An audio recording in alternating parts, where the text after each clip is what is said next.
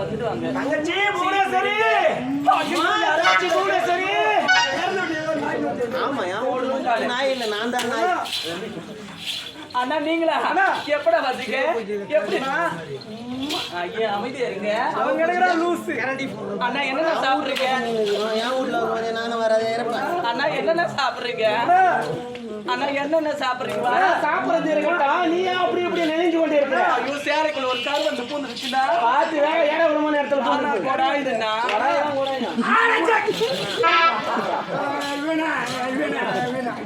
ஏய் இது ஒரு நாய் வந்துருக்குது.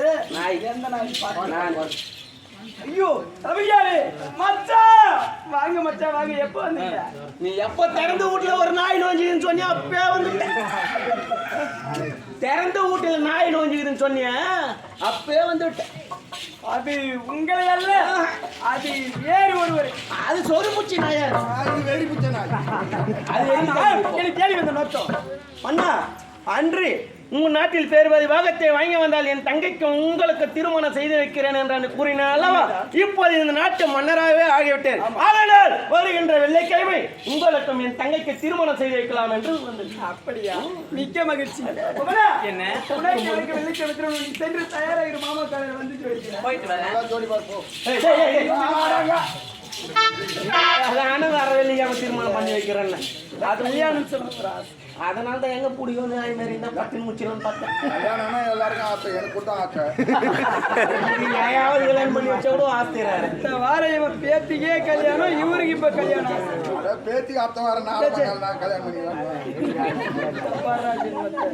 சரி மன வேலையை நீங்க கவனிங்க. நான் சென்று மனக்கோலத்தில் வருகிறேன்.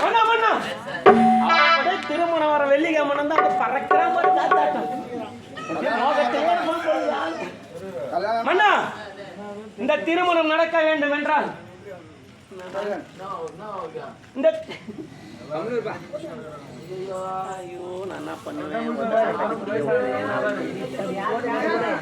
திருமணம் நடப்பதற்கு முன்னால் இன்னொரு திருமணம் நடந்தே ஆக வேண்டும். இன்னொரு திருமணம்? ஆமா. யாருக்கு? உன் அத்தை மகளுக்கு அன்று உன் தாய் தந்தையும் சென்று பரிசும் போட்டு விட்டு வந்து விட்டார்கள் அல்லவா? வருகின்ற வெள்ளிக்கிழமை உன் தாய் மகள் உன் அத்தை மகள் வருவார்கள் நாட்டை. அவருக்கு திருமணம் நடக்காவிட்டால் நாட்டு மக்களால் யார் ஏசுவார்கள்? உங்களை தான் ஏசுவார்கள். என்ன மூளை குழம்பு விட்டதா?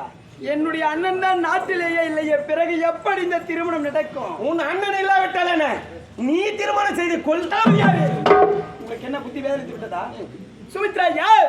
என்னுடைய அண்ணனுக்கு மனைவியாக வரப்போகிறவள். அண்ணன் என்பது தாய்க்கு சமமானவள். நான் எப்படி திருமணம் செய்து கொள்வேன்? அடே உன் அண்ணன் அப்படியே தாலி கட்டி கொத்தவ தொங்கூட்டு வச்சுக்கிறாங்க. சுமித்ரா உன் அண்ணன் தாலி கட்டி இருந்தால்தான் உனக்கு அண்ணி. அண்ணி என்றால் தான் ஒரு தாய் என்று கூறலாம். இப்பதான் அண்ணன் தாலியை கட்டலையே. அதனால் சுமித்ராவை நீ திருமணம் செய்து கொள். என் தங்கச்சி நீ வைத்துக்கொள்.